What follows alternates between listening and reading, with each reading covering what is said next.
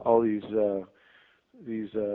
handful, a dozen or so lawmakers I worry about each day, and said every one of you should get that story printed out and send it to anybody giving you grief. Goddamn right. Yeah, We sent Andrew Breitbart down there. yeah, Yeah, good stuff. yeah. He's our Well, man, you know. well, it has been amazing to me the massive amount of attention. I've done all, I want to stay ahead of, so every day I do a 5 o'clock press conference. Tonight I'm actually doing a fireside chat, which the state TV stations are picking up, and I guess a bunch of the national ones are too.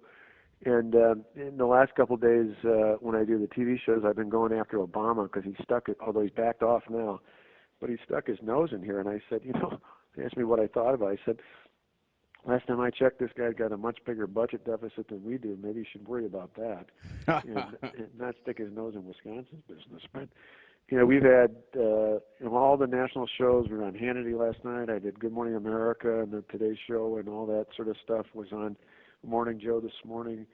We've done Greta.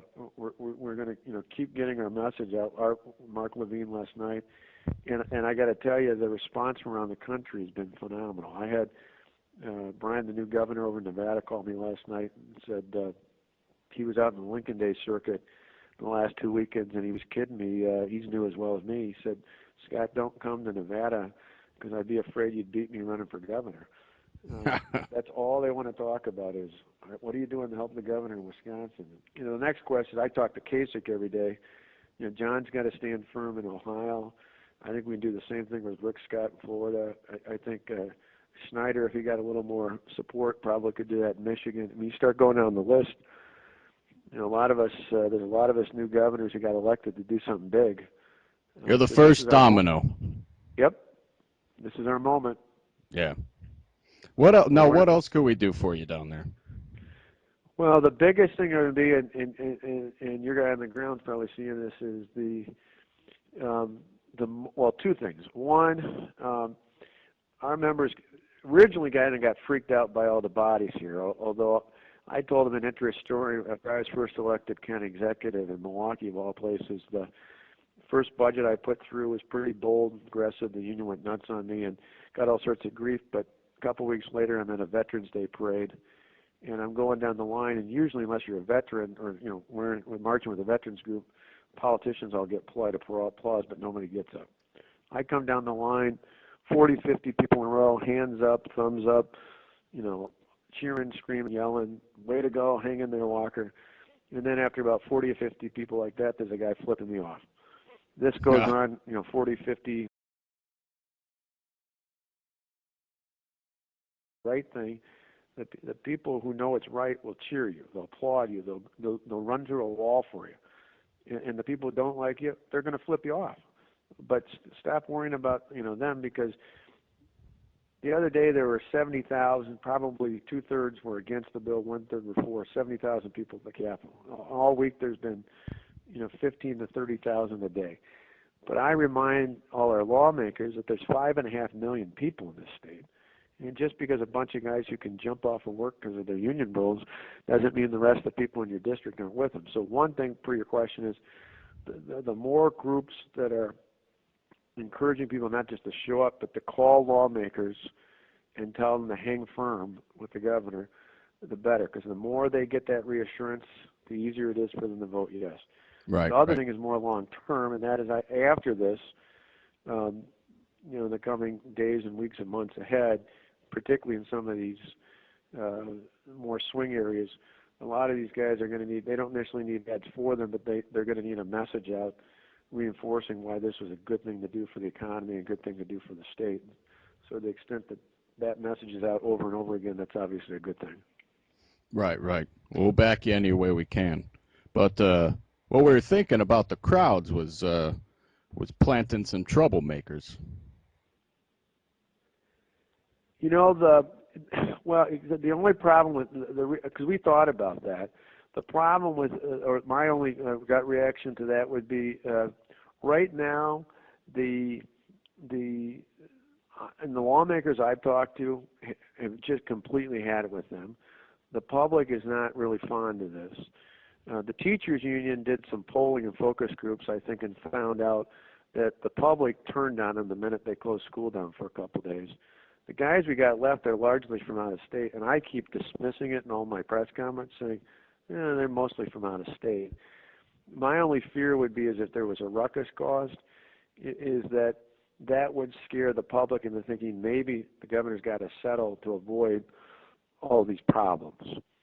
Whereas I'm saying, hey, we can handle this. People can protest. This is Madison, full of the 60s liberals. Let them protest. It's not going to affect us. And as long as we go back to our homes and the majority of people are telling us we're doing the right thing, let them protest all they want. So that's my gut reaction, is that I think it's actually good if they're constant, they're noisy, but they're quiet, nothing happens, because sooner or later the media stops finding them interesting. Well, not the liberal bastards on MSNBC. Oh, yeah, but who watches that? I mean, I went on just morning Joe this morning, but I like it just because I like being combative with those guys. But I mean, they're off. Well, Joe's a good guy. He's one of us. Yeah, he's all right. He was fair to me. I mean, the rest of them were a little out there. Although I had fun. They had Schumer over from New York on ripping me, and then they had a little clip of a state senator hiding out ripping me, and it was almost too easy. I walked in, Joe asked me a question. So, well, before I answer it, let me just put out the amazing irony of the fact that you've got a United States senator from New York, a senator who, by the way, is part of a team that can't seem to balance the federal budget, talking about my budget. At least he's coming into work to talk about something, although it's mine. And you got one of these 14 state Senate Democrats who can't even bother to show up and deal with the budget he's elected to do something about. And so that kind of tells you the whole story right there. Beautiful, beautiful. But you gotta love that Mika Brzezinski. Oh yeah. She's a couple of weeks ago, I'd known Joe before, but I was having dinner with Jim Sensenbrenner when I came into D.C. for a day to do an event, and was going over to do Greta's show. I had dinner with Congressman Sensenbrenner, and right next to us was the two of them, and then their guest was Axelrod. So I came over and I introduced myself. That son of a bitch. Yeah, no kidding, huh? Introduced myself, and he said, I said, I figure you probably knew who I was since your boss was in campaigning against me, but it's always good to let them know you know what's going on. Well, good. It's good catching up with you. Yeah, well, thanks. This is an exciting time. This is, I told my cabinet, I had a dinner Monday right after the 6th. Came home from the Super Bowl where the Packers won. That Monday night, I had all my cabinet over to the residence for dinner. Talked about what we were going to do, how we were going to do it. We had already kind of built plans up, but it was kind of the last hurrah before we dropped the bomb. And I stood up and I pulled out a picture of Ronald Reagan. And I said, this may seem a little melodramatic, but 30 years ago, Ronald Reagan, whose 100th birthday we just celebrated the day before, had one of the most defining moments of his political career, not just his presidency, when he fired the air traffic controllers. And I said, to me, that moment was more important than just for labor relations or even the federal budget. That was the first crack in the Berlin Wall and the fall of communism, because from that point forward, the Soviets and the communists knew that Ronald Reagan wasn't a pushover. And I said, this may not have as broad a world implications, but in Wisconsin's history, little did I know how big it would be nationally, Wisconsin's history, I said, this is our moment. This is our time to change the course of history. And this is why it's so important that they were all there. I had a cabinet meeting this morning. I reminded them of that. I said, for those who thought I was being melodramatic, you now know it was purely putting it in the right context. Well, I'll tell you what, Scott. Once you crush these bastards, I'll fly you out to Cali and really show you a good time. All right, that would be outstanding. Thanks, all right. Thanks for all the support and helping us move the cause forward, and we appreciate it. We're doing it the just and right thing for the right reasons, and it's all about getting our freedoms back. Absolutely, and we have a little bit of vested interest as well.